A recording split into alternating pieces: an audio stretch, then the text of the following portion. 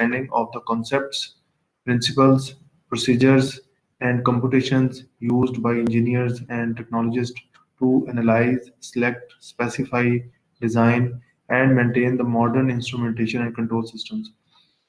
इसमें एक एक लफ्ज जो है वो आपके कोर्स को एक्सप्लेन कर रहा है.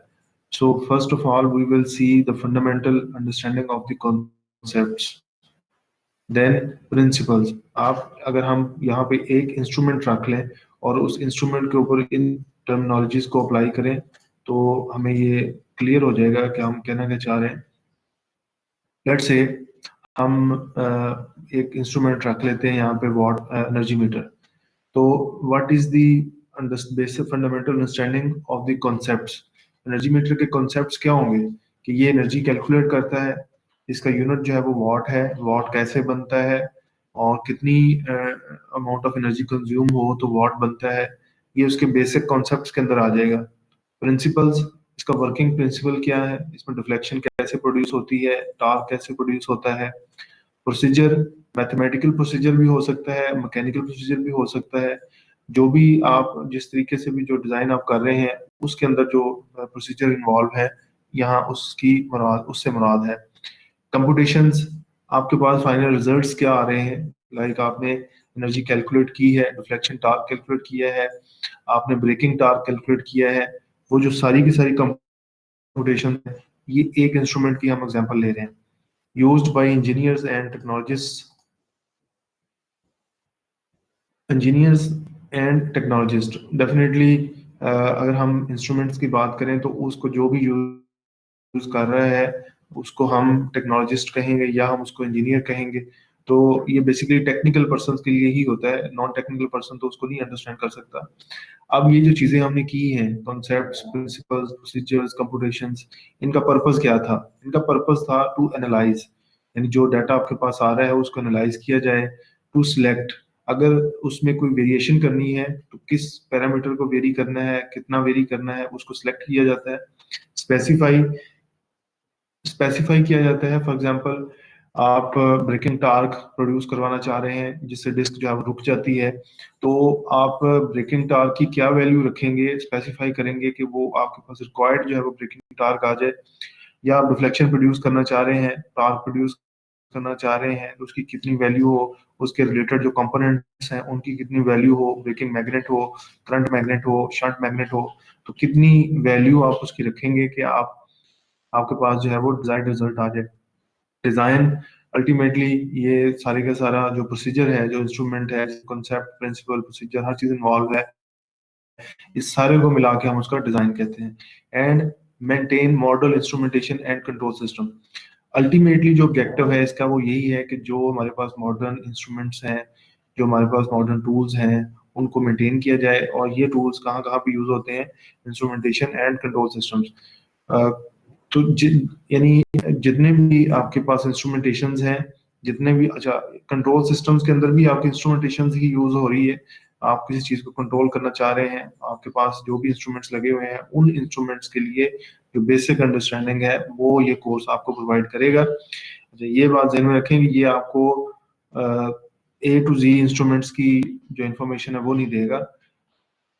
हम अपने फील्ड के इलेक्ट्रिकल और इलेक्ट्रॉनिक्स के अंदर जो इंस्ट्रूमेंट्स यूज हो रहे हैं हम उन्हीं उन्हीं को डिस्कस करेंगे. तो बेसिक पर्पस जो है वो कोर्स का यही है कि आपकी जो जो इंस्ट्रूमेंट्स यूज होने हैं आप उन इंस्ट्रूमेंट्स को अंडरस्टैंड कर सकें और उन इंस्ट्रूमेंट्स के कॉन्सेप्ट्स, प्रिंसिपल्स, प्रोसीजर्स, कंप्यूटेशन करनी है, फिर उस रिजल्ट को एनालाइज करना है, वेरिएबल्स को सिलेक्ट कैसे करना है, वैल्यूज को कैसे स्पेसिफाई करना है, and ultimately you are able to design something. तो ये इस कोर्स का ऑब्जेक्टिव होगा,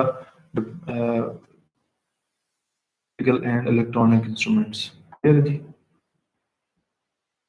यस सर. अच्छा जी, ग्रेडिंग स्कीम इसको डिस्कस करने की जरूरत नहीं है. आप चौथे सेमेस्टर में हैं, आपको होपफुली सारा आइडिया होगा कि इसको ग्रेडिंग स्कीम आपकी क्या चल रही है, वही ग्रेडिंग स्कीम इसमें है. कोर्स लर्निंग आउटकम्स, ये मैंने फाइल आपके साथ शेयर कर दी थी, उसके अंदर हमारे CLOs मेंशन है, आप उसे देख सकते हैं. और असेसमेंट्स कहाँ कहाँ पे होनी है, और असाइनमेंट, क्विज और मिड फाइनल वगैरह जो भी हैं जिस रेलेवेंट पोर्शन के अंदर होंगे वो उसी में से आपका पेपर जो है वो बनेगा। प्रोग्राम लर्निंग आउटकम्स, पीएलओज वो भी आप मेंशन है। So we move to first chapter. First chapter के अंदर हम देखेंगे measurement methods, types of measurement, types of measurement, then instruments, classification of instruments, terms related to measurement, errors in measurements and types of errors।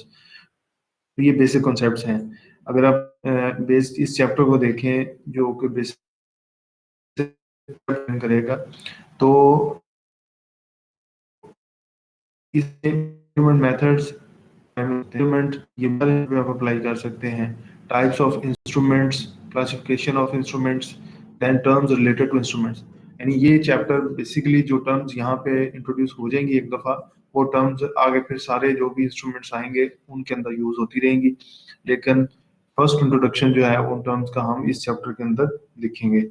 अच्छा, मैंने इसकी recording करनी थी lecture की, तो वो अभी मेरे जहन में आया, तो इसको मैं इसकी रिकॉर्डिंग ऑन कर लूँ।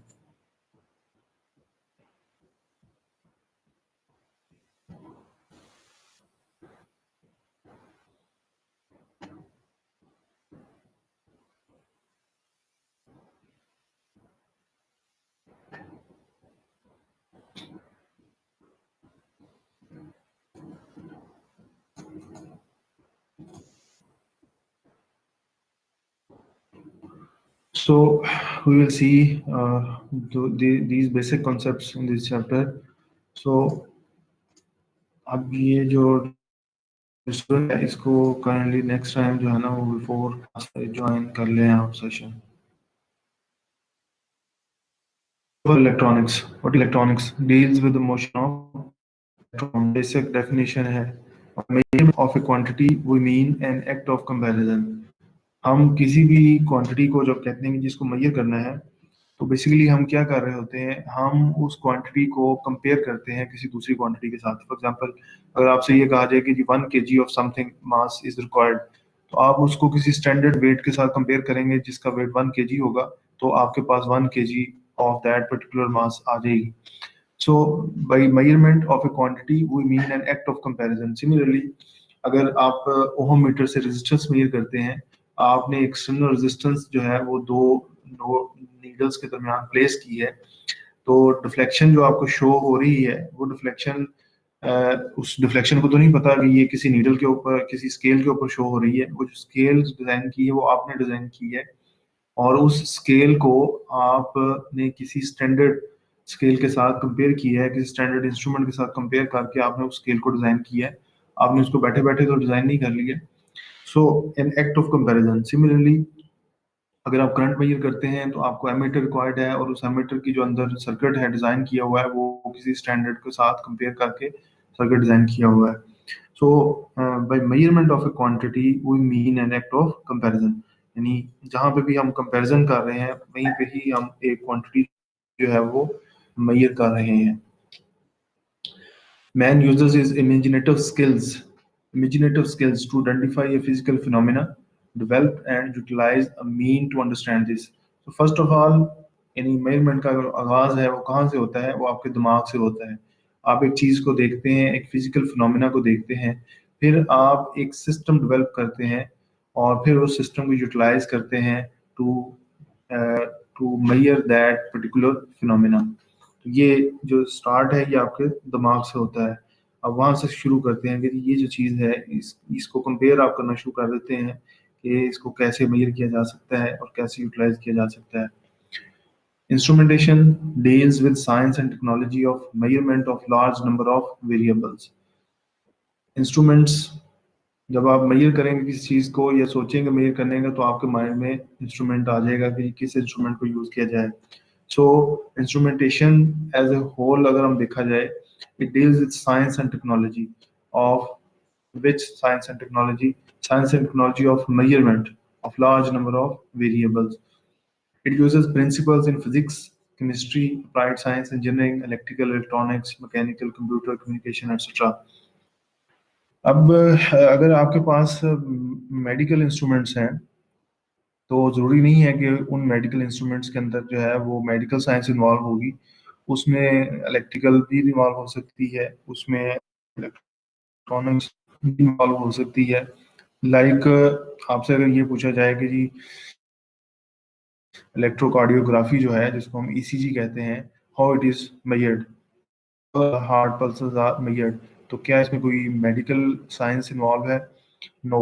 इसके अंदर आपकी जो पल्सेस हैं, जो जहाँ पे इसको कनेक्ट किया जाता है बॉडी के साथ, तो जो इलेक्ट्रिकल पल्सेस हैं उन्हीं पल्सेस को ये डिटेक्ट करता है और उन्हीं पल्सेस को ये ड्रॉ करता है। सिमिलरली बहुत सारे ऐसे प्रोसीजर्स हैं, ऐसे इंस्ट्रूमेंट्स हैं जो मेडिकल साइंस के अंदर यूज हो रहे हैं, but their working principle is based on the electrical and electronic concepts. और इसी तरीके से आपके पास जो है वो मैकेनिकल के अंदर डिफरेंट इंस्ट्रूमेंट्स यूज हो रहे हैं which are based on the mechanical principles. Like आप प्रेशर गेज को यूज करते हैं तो उसके अंदर कोई इलेक्ट्रिकल सर्किट इन्वॉल्व नहीं है, कोई इलेक्ट्रॉनिक सर्किट इन्वॉल्व नहीं है, तो आप जस्ट उसको मैकेनिकली, जो मैकेनिकल कॉन्सेप्ट्स हैं उन्हीं के ऊपर बेस करते हुए आप उसकी डिफ्लेक्शन को मेजर करते हैं। और कंप्यूटर इंजीनियरिंग है, कम्युनिकेशन इंजीनियरिंग है, केमिस्ट्री है, फिजिक्स है, तो ये तमाम फील्ड्स के अंदर जो है वो डिफरेंट इंस्ट्रूमेंट्स यूज होते हैं, और वो एक दूसरे के जो कॉन्सेप्ट्स हैं उन्हीं को यूज करते हुए हम इन इंस्ट्रूमेंट्स को अंडरस्टैंड करते हैं और उस रिक्वायर्ड फील्ड के अंदर यूज करते हैं। यहाँ तक कोई क्वेश्चन? बहुत सारा। राइट। Then measurement methods. कोई भी इंस्ट्रूमेंट है, किसी भी इंस्ट्रूमेंट की, क्योंकि हम बेसिक कॉन्सेप्ट्स को स्टडी कर रहे हैं, तो कोई भी इंस्ट्रूमेंट अगर आप लें तो उसके अंदर दो मेजरमेंट मेथड्स हैं generally. One is direct comparison method and the other is indirect comparison method. Direct क्या है कि आपने for example 1 kg of mass आपको चाहिए, तो आप उसको 1 kg वेट के साथ कंपेयर कर लेते हैं, ये आपका डायरेक्ट कंपैरिजन मेथड है। लाइक आपको कपड़ा चाहिए फॉर एग्जांपल, आप उसको 1 मीटर के साथ मेजर कर लेते हैं, आपको स्केल आपके पास मौजूद है, आप एक दफ़ा डिज़ाइन हो गई है लेंथ उसकी, तो आप उसके साथ लेंथ जो है वो आइडेंटिफाई कर सकते हैं। सो these types of instruments and these types of measurements are called direct measurement methods. So unknown quantities are measured with comparison of the known standards. For example, length, mass. This is not very accurate method as human errors are involved. Length जो आप देखेंगे sometimes उसमें minor सा फर्क जो है वो आ जाता है, मास में भी इसी तरीके से माइनर सा फर्क आ जाता है, क्योंकि ये एक स्टैंडर्ड वेट जो था वो तो था, लेकिन उसके बाद फिर उसकी मल्टीपल कॉपीज बन गई और उन कॉपीज के अंदर वेट जो है वो वेरी कर सकता है अगर आप उसको कीनली ऑब्जर्व करें। Then second is indirect comparison method. Indirect comparison method ये है कि आप अपने पास जो क्वांटिटी जिसको मेजर करना चाह रहे हैं वो डायरेक्टली मेजरेबल नहीं है, तो आप उसको क्या करेंगे, पहले उसको कन्वर्ट कर लें किसी दूसरी फॉर्म में जिसको आप डायरेक्टली मेजर कर सकते हो, तो फिर उसको फर्दर कन्वर्ट करें और फिर आपके पास जो है वो रिक्वायर्ड रिजल्ट आ जाए। लाइक थर्मामीटर की एग्जांपल है, आपके पास मर्करी थर्मामीटर है, आप उसको टेम्परेचर मेजर करने के लिए यूज करते हैं, तो टेम्परेचर तो उस पर नहीं आ रहा, लेकिन मर्करी का जो लेवल है वो चेंज हो रहा है। अब उसको चेंज हो रहा है तो आपने एक स्केल उसको दे दी है जिसके मुताबिक आप स्केल को देख के बताते हैं कि इतना टेम्परेचर हो गया है। तो इसी तरीके से और भी बहुत सारी एग्जांपल्स हैं जहाँ पे आप इनडायरेक्ट वैल्यू आपके पास आती है। It is more accurate than direct method, more sensitive. Quantity is converted into in analog form. Analog signal is processed and fed into the measuring instrument. Like आप इनिशियली तो आपके पास एनालॉग इन्फॉर्मेशन ही होगी, और उस analogue information को further next step पे आप major भी कर सकते हैं, लेकिन अगर आपके पास डिजिटल इंस्ट्रूमेंट है, लाइक डिजिटल थर्मामीटर है, तो वो उसको फिर कन्वर्ट कर देगा into some system, into some circuit, जो उसको फिर फर्दर जो है वो एनालॉग से डिजिटल में कन्वर्ट करेगा। This device which converts the quantity into suitable form is called transducer. Transducer क्या होता है कि कोई भी ऐसा इंस्ट्रूमेंट जो आपकी मेजरिंग क्वांटिटी को एक फॉर्म से दूसरी फॉर्म में कन्वर्ट कर देता है उसको हम ट्रांसड्यूसर कहते हैं। अगर ये इलेक्ट्रिकल इनपुट था तो वो इलेक्ट्रिकल ट्रांसड्यूसर है, अगर ये मैकेनिकल इनपुट था तो वो मैकेनिकल ट्रांसड्यूसर है। दिस डिपेंड्स कि आप कौन सी मेजरमेंट ले रहे हैं। ये आपके पास एक वॉइस सिग्नल की सर एक क्वेश्चन था। सर आपने कहा है जो इनडायरेक्ट मेथड है वो एक्यूरेट है as compare to direct method, ठीक है, तो सर ये इसमें हम करते हैं, कन्वर्ट करते हैं वो एक चीज को दूसरे में ताकि वो मेजर हो सके। तो सर ये कैसे एक्यूरेट हो सके, इसमें भी तो एरर आ सकते हैं। हाँ जी, असल में देखें जो इनडायरेक्ट मेथड है उसमें आप जो डायरेक्ट मेथड है उसमें एक कंपैरिजन आपको एक स्टैटिक दे दी गई है वैल्यू जिसके साथ हम कंपेयर कर रहे हैं। उसमें अगर एरर है तो वो बिल्ट इन है, और वो एरर को हमेशा जो है वो करेक्ट ही समझा जाएगा, क्योंकि आप उसी के ऊपर ईमान रखेंगे कि जी ये जो 1 kg का वेट है दिस इज स्टैंडर्ड, ये अनलेस कि आपको ये पता ही नहीं है कि ये वाकई में स्टैंडर्ड है कि नहीं, क्योंकि अभी आपने इसको किसी स्टैंडर्ड के साथ कंपेयर किया ही नहीं है। इनडायरेक्ट मेथड जो है वो ये है कि लाइक आप हमेशा जो वैल्यू है उसको जेन्युइनली देखते हैं। हमेशा आपके पास जो इनपुट है वो ओरिजिनली जनरेट होता है। लाइक मैं इसकी एग्जांपल अगर आपको दूं तो आपके पास जो है वो अ, एक एनालॉग कम्युनिकेशन सिस्टम था जिसको हम एएम कहते हैं। ठीक है, आपके पास एम्पलीट्यूड मॉड्यूलेटेड एएम स्टेशन था जिसमें रेडियो आप सुनते थे, तो उसके अंदर आपको डिस्टॉर्शन जो है वो ज्यादा आती थी। जब आपके पास एफएम आ गया, फ्रिक्वेंसी मॉड्यूलेटेड सिग्नल आ गया है, जो कि एफएम स्टेशन हैं जो कि डिजिटली ऑपरेट हो रहे हैं, डिजिटल मॉड्यूलेशन टेक्निक्स के ऊपर चल रहे हैं, तो उसके अंदर आप देखते हैं कि जो क्लैरिटी है वो बहुत ज्यादा है। आप अगर फर्क महसूस करना चाहें तो आप देखें कि एक ऐसा सिग्नल है जिसकी फ्रिक्वेंसी किलोहर्ट्ज में है, यानी एएम सिग्नल जो है उसकी फ्रिक्वेंसी किलोहर्ट्ज में है। आपको वो 400 500 से शुरू होकर 1400 किलोहर्ट्ज तक आप सारे चैनल जो है वो सुन सकते हैं। एफएम जो है उसकी फ्रिक्वेंसी जो है वो बढ़ गई है, मेगाहर्ट्ज तक चली गई है। 88 मेगाहर्ट्ज से लेके तो आप 106 तक जो है 108 मेगाहर्ट्ज तक आप सुन सकते हैं, लेकिन रेंज कम हो गई है। ठीक है, कुछ कुछ जो है वो प्रोज हैं, कुछ कॉन्स हैं। तो उसकी जो रेंज है वो कम हो गई है लेकिन क्लैरिटी बढ़ गई है। तो ये जस्ट एक एनालॉग और डिजिटल की एग्जांपल मैं आपको दे रहा हूँ। अच्छा, अब अगर आप थोड़ा सा और डीप जाएं तो एक एनालॉग कन्वर्जन है। आप थर्मामीटर की एग्जांपल जो मैंने दी है उसमें अगर आप देखें तो मर्करी का जो लेवल है वो आप आइडेंटिफाई कर रहे हैं, स्केल आप देख रहे हैं, उस स्केल के अंदर जो वैल्यूज हैं वो आपको पता है कि अगर मैं कहूँ कि 0.1 से 0.2 के दरमियान कितनी वैल्यूज हैं, तो अगर कंटिन्यूस सिग्नल है तो उसमें तो वैल्यूज इनफाइनाइट हैं। लेकिन मुझे जब एस्टिमेट करने के लिए खुद कहा जाए तो मैं कहूँगा चलें 0.1 कर लें या फिर 0.2 कर लें। लेकिन जब आप उस इंफॉर्मेशन को डिजिटल सिस्टम में दे देंगे, फिर डिजिटल सिस्टम की सरदर्दी है, फिर वो अपना वर्क करेगा, जितने अच्छे तरीके से वो डिजाइन है वो हमें एस्टिमेट नहीं करवाने देगा, वो हमें एक वैल्यू बता देगा कि ये वैल्यू है, दिस इज द वैल्यू। हाँ, प्लस माइनस जो एरर है वो एनालॉग के अंदर भी हो सकती है, डिजिटल के अंदर भी हो सकती है, लेकिन as compare to analogue digital के अंदर जो है वो इन लॉन्गर रन वो एरर मिनिमम रहेगी, जबकि इन लॉन्गर रन एनालॉग के अंदर वो एरर जो है वो प्रोलॉन्ग होती जाएगी। लाइक आपके आपने एक सिग्नल जो है वो ट्रांसमिट किया है, उसके अंदर नॉइज ऐड हो गई है। अब अगर वो जो नॉइज है उस समेत जब आप सिग्नल को एम्पलीफाई करेंगे तो वो नॉइज भी एम्पलीफाई हो जाएगी एनालॉग सिग्नल के अंदर।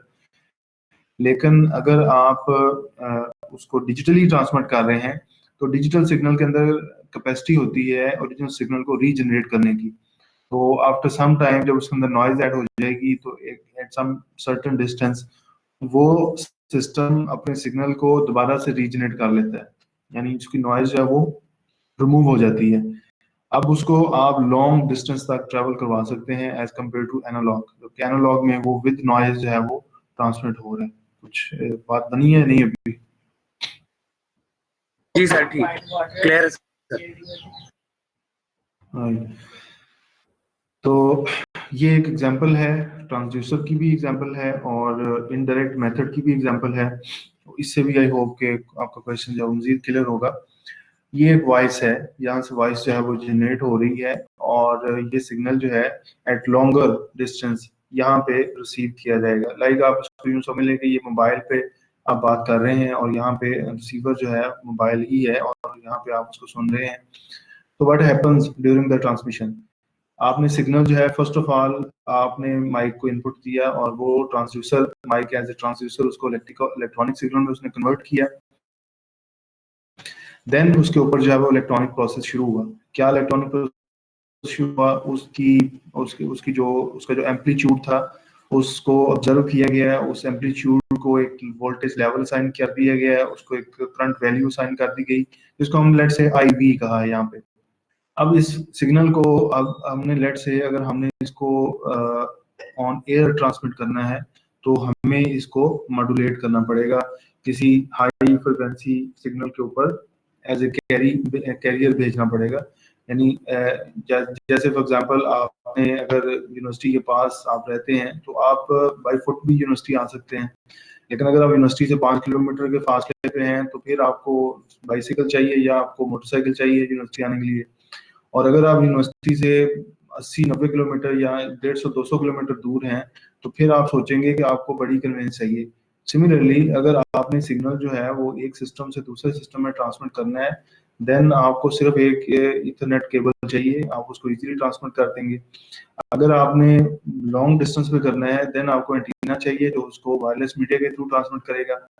फिर अगर आपने एक सिटी से दूसरे सिटी में ट्रांसमिट करना है तो देन आपको इलेक्ट्रोमैग्नेटिक वेव चाहिए ऑफ हाई एनर्जी जो आपके सिग्नल को कैरी कर सकें और फजा में ले जा सकें, फिर आप फजा से रिसीव भी कर सकें। So this is the carrier. अब ये आप अपना सिग्नल जो है वो ट्रांसमीटर के थ्रू उस कैरियर पे ट्रांसलेट हो गया है, वहां से आपका रिसीवर एंड पे एंटीना, जिस एंटीना के थ्रू ट्रांसमिट किया है उसी एंटीना फ्रिक्वेंसी के थ्रू आपने रिसीव किया है। फिर रिसीवर जो है उसको फर्दर, ये रिसीवर का जो प्रोसेस है ये आपके ट्रांसमीटर के प्रोसेस का ही रिवर्स होता है। जो यहाँ ट्रांसमीटर था वो यहाँ पे रिसीवर है, जो यहाँ इलेक्ट्रॉनिक सिग्नल के अंदर प्रोसेस हुआ है यहाँ पे उसका रिवर्स प्रोसेस होगा। यहाँ पे जो माइक ने प्रोसेस किया है आपके वॉइस सिग्नल को इलेक्ट्रॉनिक सिग्नल में ट्रांसफर किया है, यहाँ पे वो इलेक्ट्रॉनिक सिग्नल को वापस जो है वो साउंड वेव या वॉइस सिग्नल के अंदर जो है वो ट्रांसमिट करेगा।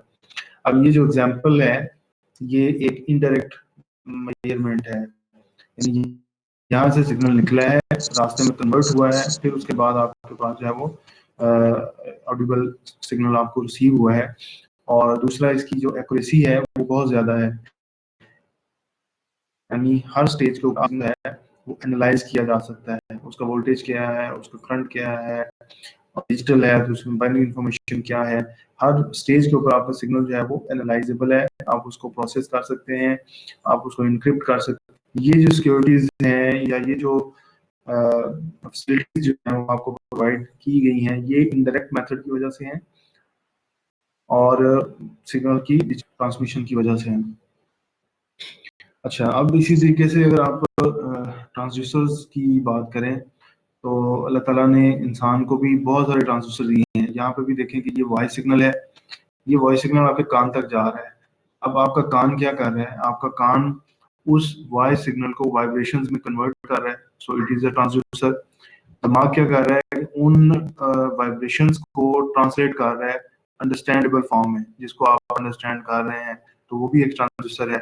आपका नाक भी एक ट्रांसड्यूसर है, आपकी आंख भी एक ट्रांसड्यूसर है। तो यानी एक कुदरत का निज़ाम जो है वो अमेजिंग है। तो साइंस जो है वो आपको उसके भी करीब करती है कि आप ये चीज़ जो देख रहे हैं आप अपनी तरफ अगर गौर करें तो इससे भी खूबसूरत निज़ाम जो है वो अल्लाह ताला ने आपको दिया हुआ है।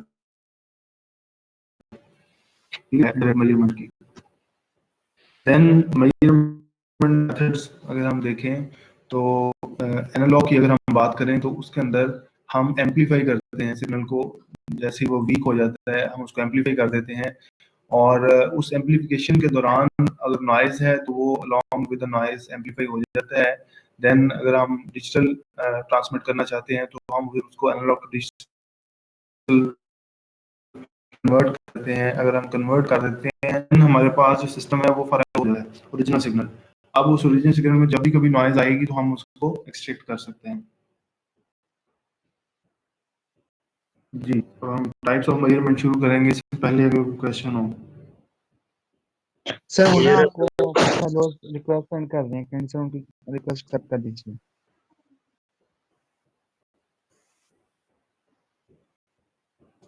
जी, कंटिन्यू करें। जी sir. Types of measurement, measurement methods हमने देखे डायरेक्ट और indirect. Then types of measurement are also related with measurement methods, but ये थोड़ा सा फर्दर हम इसमें डिटेल में जाएंगे। there are three types of measurements: primary measurement, secondary measurement, and tertiary measurement. So what is primary measurement? Measurement is, we can say it is a direct measurement method. Direct measurement with the comparison of the respective standard needs no conversion in the measuring data. जिस data को आप major कर रहे हैं आपको उसको convert करने की जरूरत नहीं है, for example length, time, mass, etcetera. Secondary measurement, it needs one conversion. For example, if you want to measure pressure, first it will be converted into suitable form by transducer, then fed into the instrument. For example, आप pressure gauge use करते हैं तो आपका जो pressure है वो directly measure तो नहीं हो रहा.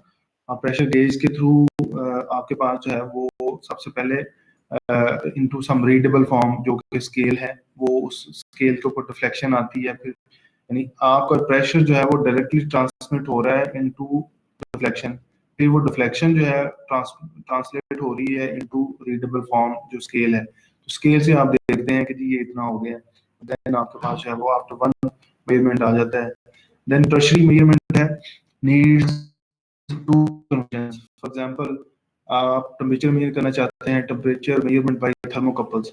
तो थर्मोकपल्स क्या होती हैं? दो डिफरेंट मटेरियल की जो वायर्स होती हैं उनको हम थर्मोकपल्स कहते हैं.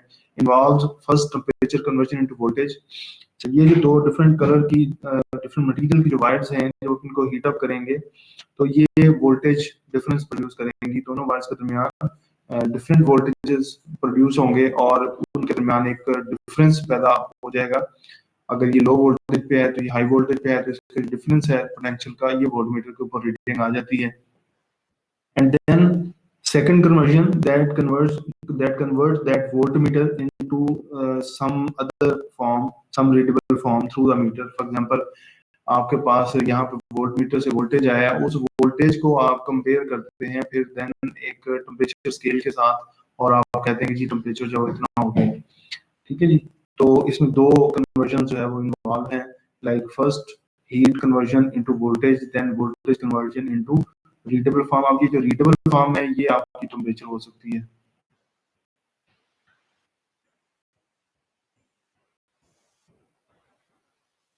नेक्स्ट है ना, ये वाला काम जो है वो सीआर करेगा. ये जो एडमिट करनी है ना तो सीआर करेगा.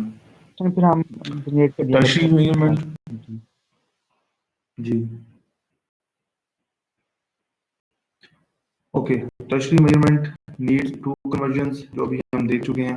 For example, temperature measurement by thermocouples involves first temperature conversion into voltage and then conversion into some readable form through a meter. Now, our third topic is started now. 1.3 is instruments. What is instrument? And अगर हम इसकी definition देखें तो an instrument may be defined a device which helps to determine the value of unknown quantity. किसी भी unknown quantity के लिए जो टूल हम यूज करते हैं उसको हम इंस्ट्रूमेंट कहते हैं. तो इंस्ट्रूमेंट जो है वो डिफरेंट फील्ड्स के अंदर डिफरेंट इंस्ट्रूमेंट्स हैं. इलेक्ट्रिकल फील्ड की बात करें, मैकेनिकल की, या बायोकेमिस्ट्री की, बायोमेडिकल की बात करें, तो हर फील्ड के अपने इंस्ट्रूमेंट्स हैं और उनकी जो इंस्ट्रूमेंट की जो मेजरमेंट मेथड्स हैं ये हो सकता है कि वो इलेक्ट्रिकली बेस्ड हो, इलेक्ट्रॉनिक्स बेस्ड हो, या वो आपके पास वो मैकेनिकली बेस्ड हो. सो मैकेनिकल इंस्ट्रूमेंट्स कौन से होंगे? Used to measure static and stable quantities. कौन बताएगा जी स्टैटिक क्वांटिटीज क्या होती हैं?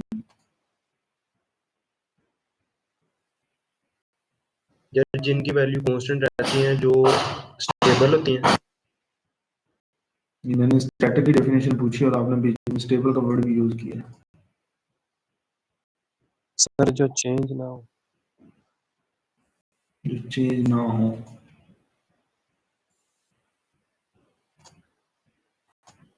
तो इस तरीके से ना हम ये किया करेंगे कि देखेंगे कौन मीटर के अंदर इन है और कौन नहीं है. तो 5611M मुबीन. जी सर. जी सर. स्टैटिक क्वांटिटी सर वो क्वांटिटी जो सर कांस्टेंट रहे, मींस के सेम रहे. मसलन सर फॉर एग्जांपल के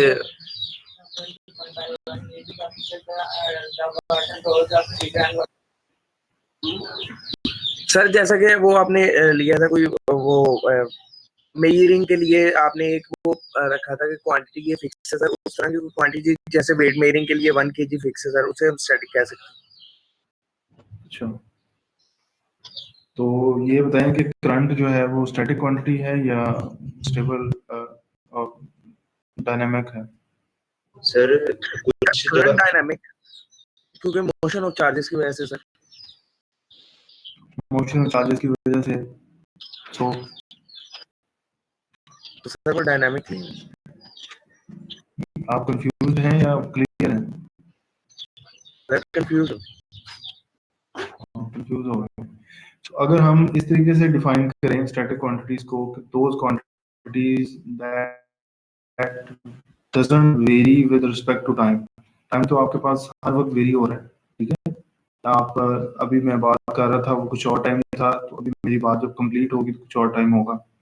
तो ऐसी quantities which does not vary with respect to time, यानी वो फिक्स हैं कुछ टाइम के लिए, तो उसको हम स्टैटिक क्वांटिटी कह देंगे, स्टेबल क्वांटिटीज कह देंगे। और वो क्वांटिटीज हर बदलते वक्त के साथ चेंज हो रही हैं, उसको हम कहेंगे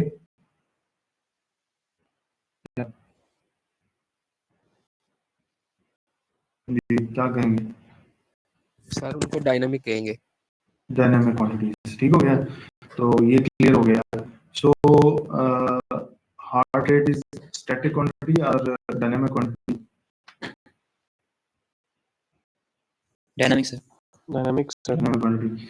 and current is dynamic quantity और स्टैटिक?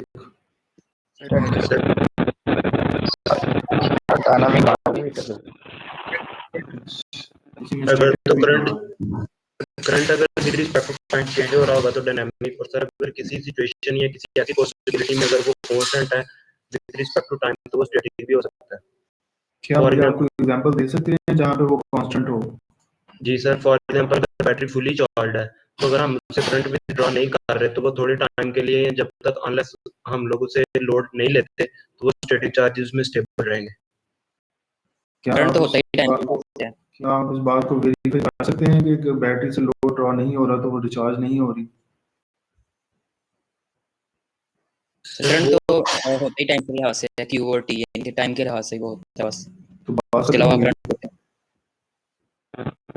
क्या किस कैसे फिर बात खत्म हुई? है। वो टाइम डिपेंडेंट है। टाइम डिपेंडेंट है, वो हमेशा ही डायनामिक रहेगा, वो हमेशा ही डायनामिक ही रहेगा, उसमें हमेशा वेरी होते रहना है। वो आप बैटरी जो है वो आपने लोड कनेक्ट किया या नहीं किया, उसमें चार्ज होते ही रहना है, ठीक है। तो इसीलिए कहा जाता है कि ये जो बैटरीज आप यूज करते हैं घर के अंदर, यूपीएस के अंदर, अगर आप इसको उतार देते हैं तो विद इन 7 डेज एक दफा उसको जरूर चार्ज करें, अदरवाइज वो डेड हो जाएगी। सो they cannot measure dynamic and variable quantities. तो मैकेनिकल जो इंस्ट्रूमेंट्स हैं they cannot measure dynamic and variable quantities. Like mechanical instrument से आप करंट मेजर नहीं कर सकते, ठीक है, क्योंकि वो एक ऐसी डायनामिक क्वांटिटी है, आप उसको मैकेनिकल इंस्ट्रूमेंट से मेजर नहीं कर सकते। ऑल्दो जो वोल्टमीटर है, एनालॉग वोल्टमीटर या एनालॉग एमीटर है, उसके अंदर मैकेनिकल पोर्शन जरूर होता है, लेकिन जो नीडल है और जो स्केल है वो उसका मैकेनिकल पोर्शन है, लेकिन वो मैकेनिकल पोर्शन जो है वो वर्क करता है अंडर दैट पर्टिकुलर डिफ्लेक्शन जो करंट की वजह से आती है, फिर वो नीडल मूव होती है। तो मैकेनिकल इंस्ट्रूमेंट्स जो है ये डायनामिक क्वांटिटीज को मेजर नहीं कर सकते, they can only measure the static and stable quantities, for example pressure gauge, watt meter etcetera. Then electrical instruments हैं। Electrical instruments are faster than mechanical instruments. Mechanical instruments का जो delay है measurement के अंदर as compare to electrical instruments ज्यादा है, और electrical instruments में डिले जो है वो कम है। So however their measuring part is also mechanical. Measuring part mechanical है क्योंकि मेजरिंग पार्ट जो है वो नीडल के ऊपर मुश्तमिल है, नीडल जो है वो मैकेनिकल हिस्सा है, और वो डिफ्लेक्शन जो हो रही है वो एक मैकेनिकल अरेंजमेंट है, लेकिन जो डिफ्लेक्टिंग टार्क प्रोड्यूस हो रहा है वो इलेक्ट्रिकल है। अगर आप करंट नहीं देंगे, वोल्टेज नहीं देंगे इस मीटर को, तो वो डिफ्लेक्शन जो है वो प्रोड्यूस ही नहीं होगी, और जब डिफ्लेक्शन प्रोड्यूस नहीं होगी तो फिर मेजरमेंट जो है वो नहीं हो सकती। So they are more accurate and sensitive as compared to mechanical instruments. They can measure dynamic quantities like current varying at the rate of 50 hertz per. So जो कहते हैं कि करंट फिक्स हो सकता है for some time, उनके लिए ये है कि करंट फिक्स क्या होना है, वो 50 हर्ट्ज पर सेकंड चेंज हो रहा है, यानी एक सेकंड में एक मिनट के अंदर 50 टाइम्स। तो हमारी जो आमतौर पे हमारा जो सिस्टम है वो 60 हर्ट्ज का, 60 हर्ट्ज पर सेकंड, एक सेकंड के अंदर 60 टाइम्स जो है वो पॉजिटिव नेगेटिव हो रहा है। अब जो पॉजिटिव नेगेटिव हो रहा है तो वो आमतौर पे आपको लाइट जो है वो फिक्स नजर आती है, क्योंकि वो फ्रिक्वेंसी बहुत ज़्यादा है, इस वजह से वो आपको डार्कनेस नहीं नजर आती, ब्राइटनेस नजर आती है उस ड्यूरेशन के अंदर भी जिसमें नेगेटिव पल्स है। So it is a dynamic quantity. For example ammeters, voltmeters, ये इलेक्ट्रिकल इंस्ट्रूमेंट्स की एग्जांपल्स हैं। वैसे बेतहाशा इंस्ट्रूमेंट्स हैं, लेकिन फॉर सेक ऑफ एग्जांपल हम सिर्फ दो एग्जांपल्स यहाँ पे यूज कर रहे हैं। Electronic instruments are modern than previous two types, mechanical और इलेक्ट्रॉनिक्स। इलेक्ट्रिकल इंस्ट्रूमेंट्स को आप रिप्लेस किया जा रहा है इलेक्ट्रॉनिक इंस्ट्रूमेंट्स के साथ। जो इलेक्ट्रॉनिक डिवाइसेस थे वो स्लो थे, कंडक्टर्स हैं, उसमें रजिस्टर्स हैं, उसमें आपके पास इंसुलेटर्स हैं, तो उनको रिप्लेस किया जा रहा है सेमीकंडक्टर डिवाइसेस के साथ, like diodes, transistors which have excellent time response and have no noise pollution। आप देखेंगे जो पुराने यूपीएस हैं उनमें चलते हुए की आवाज़ आती है और इंस्ट्रूमेंट्स की आवाज़ आ रही होती है, जो उसके अंदर कंपोनेंट्स लगे हुए हैं उनकी आवाज़ आ रही होती है, लेकिन जो इलेक्ट्रॉनिक इंस्ट्रूमेंट्स हैं उनमें किसी चीज़ की जो है वो आवाज़ नहीं आ रही होती। So they are noise, no noise, noise free instruments. For example cathode ray oscilloscope, power supplies, these are all examples of electronic instruments।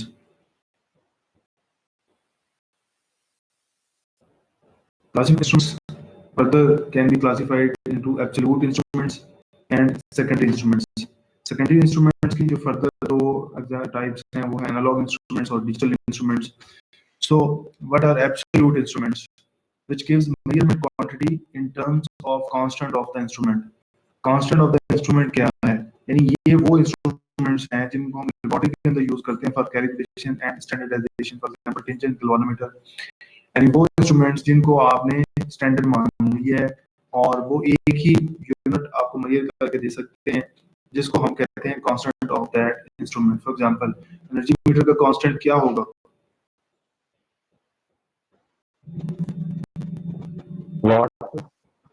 वाट, ठीक है, जो उसकी यूनिट है। और एमीटर का कांस्टेंट क्या होगा, एम्पेयर। वोल्टमीटर का कांस्टेंट क्या होगा, वोल्ट। और ओम मीटर का कांस्टेंट क्या होगा, रेजिस्टेंस इन ओम होगा।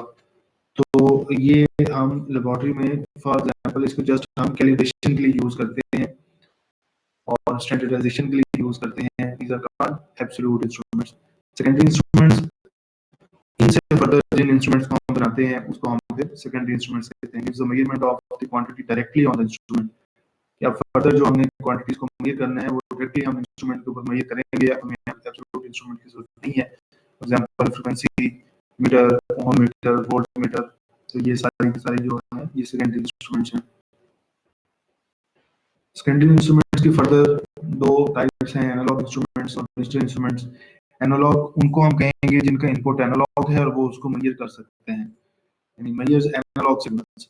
अब एनालॉग इंस्ट्रूमेंट आप डिजिटल इंस्ट्रूमेंट को भी दे सकते हैं एनालॉग इनपुट, लेकिन वो डिजिटल इंस्ट्रूमेंट उसको मेजर नहीं करेगा, आपको एरर दे देगा। तो इसलिए उसको हम एनालॉग इंस्ट्रूमेंट नहीं कहेंगे, वो डिजिटल इंस्ट्रूमेंट है जिसको बेशक आप एनालॉग इंस्ट्रूमेंट दे दें, लेकिन उसके अंदर एक मैकेनिज्म फिर इंस्टॉल होगा जो उस एनालॉग को डिजिटल में कन्वर्ट करेगा, देन वो डिजिटल इनपुट ही डिजिटल इंस्ट्रूमेंट को जाएगा। So analog instruments measure analog signals और digital instruments measure digital signals. Digital signals, जाहिर बात है कि इनिशियली तो आपका जो सोर्स है वो एनालॉग ही होगा, आप उसको कन्वर्ट करने का एक मैकेनिज्म रखेंगे। लाइक आपने डिजिटल इंस्ट्रूमेंट है आपके पास और आप वोल्टेज मेजर करना चाहते हैं जो कि एनालॉग है, तो आप क्या करेंगे, पहले उसको कन्वर्ट कर लेंगे, तो फिर उसको डिजिटल सिग्नल जब वोल्टेज की फॉर्म में मिलेंगे या इसकी फॉर्म में मिलेंगे तो सर वो डिजिटल सिग्नल में कन्वर्ट हो जाएगा। फिर हम लोग उसे डिजिटल हाँ, सिग्नल्स तो अब हम एक शॉर्ट मेथड जो है वो अडॉप्ट कर सकते हैं, एक जिसको आपने पढ़ा होगा हाफ वेव रेक्टिफायर। वो क्या करता है कि वो उसकी जो नेगेटिव पल्स है उसको ब्लॉक कर देगा, सिर्फ पॉजिटिव पल्स जाएगी। तो उस पॉजिटिव पल्स को, उसकी पॉजिटिव एम्पलीट्यूड को आपका जो डिजिटल इंस्ट्रूमेंट है वो रीड कर सकता है। तो ये उसके ऊपर जो है वो डायरेक्ट आपको डिजिटल जो मल्टीमीटर है वो आपको उसकी वैल्यू दे सकता है। So also measures the analog signal. Analog signal को भी measure करता है but after conversion, जैसे मैंने आपको बताया है। Errors in analog instruments. अब एनालॉग इंस्ट्रूमेंट्स के अंदर हम एरर्स देखेंगे, क्या एरर्स हो सकती हैं और इसकी वजह से हम डिजिटल इंस्ट्रूमेंट्स को प्रेफर करते हैं।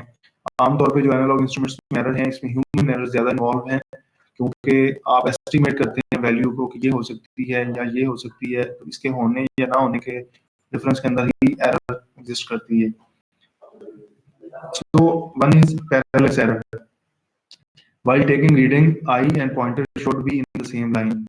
अब अगर आप यहाँ पे देखें तो आप अगर इस पिक्चर को देख सकते हैं तो ये जो रेड नीडल है ये मुझे 8 से 1 2 3 4 पॉइंट पीछे नजर आ रही है, लेकिन इसका जो शेडो है वो 3 या 4 पॉइंट के ऊपर नजर आ रहा है। तो इसका जो डिफरेंस है ये ह्यूमन एरर है। अब मैंने इसको कैसे एस्टिमेट करना है कि मैं एग्जैक्टली इस नीडल की बैक साइड पे इस तरीके से आऊंगा कि इस नीडल को और इसके शैडो को मैं एक ही लाइन पे देखूं, देन जो है वो एरर नहीं आएगी, अदरवाइज जो है वो एरर एग्जिस्ट करेगी, जिसको हम कहते हैं parallel error. This error can't be removed completely.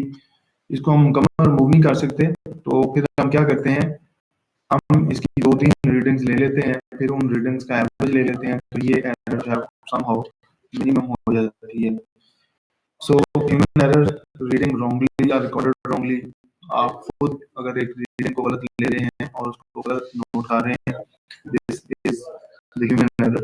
पैरेलक्स is also a type of human error. Instrumentation can also be classified as indicating instruments. अब हम इंस्ट्रूमेंट्स को एक और क्लासिफिकेशन दे रहे हैं depending on their type. For example indicating instruments ऐसे instruments होंगे जो अपनी वैल्यू को इंडिकेट कर देते हैं, यानी ऊपर ही उसके पास वैल्यू आ जाती है, लाइक एमीटर है, वोल्टमीटर है। So indicating instruments indicate generally the quantity to be measured by means of pointer which moves on the scale. Examples are ammeter, voltmeter and wattmeter. Recording instruments जो value को record करते हैं, like आपके पास जो है वो example है ECG machine की है, और ईसीजी मशीन जो है वो एक सिरे से चलना शुरू होती है तो वो पिछली वैल्यू भी अपने पास रखती है और नेक्स्ट वैल्यू भी आपके पास आती जाती है, इसलिए हम इसको रिकॉर्डिंग इंस्ट्रूमेंट कहते हैं। और उसके अलावा आपके पास कोई एग्जांपल रिकॉर्डिंग इंस्ट्रूमेंट की?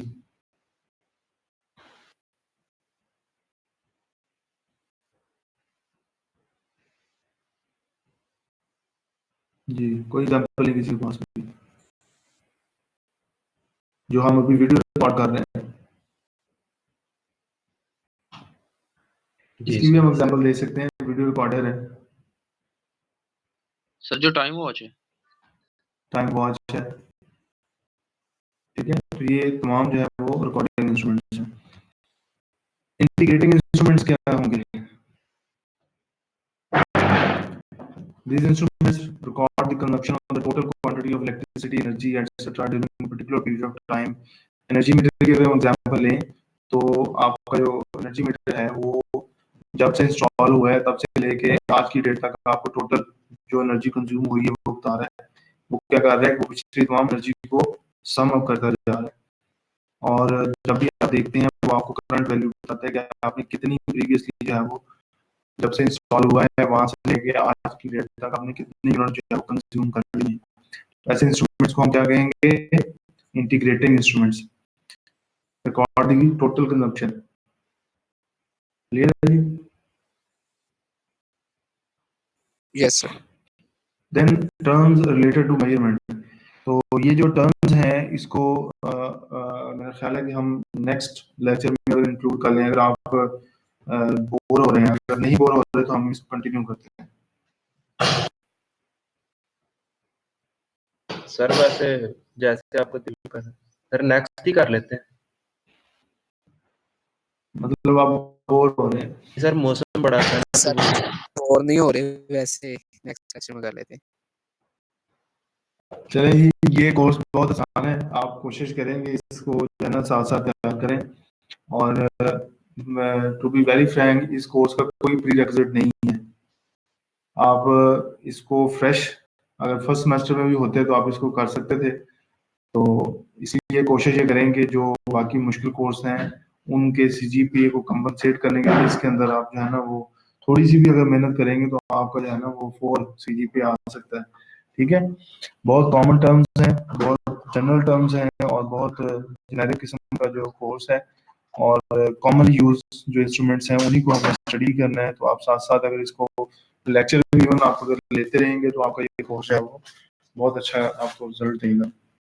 वैसे जनरली जो मेरा फार्मूला होता है वो ये होता है कि एक सब्जेक्ट को वीकली अगर आप 3 घंटे दे दें तो वो आपको जो है ना वो खुश कर देता है, ऐसा रिजल्ट आपको देता है। ठीक है जी, तो कोई क्वेश्चन?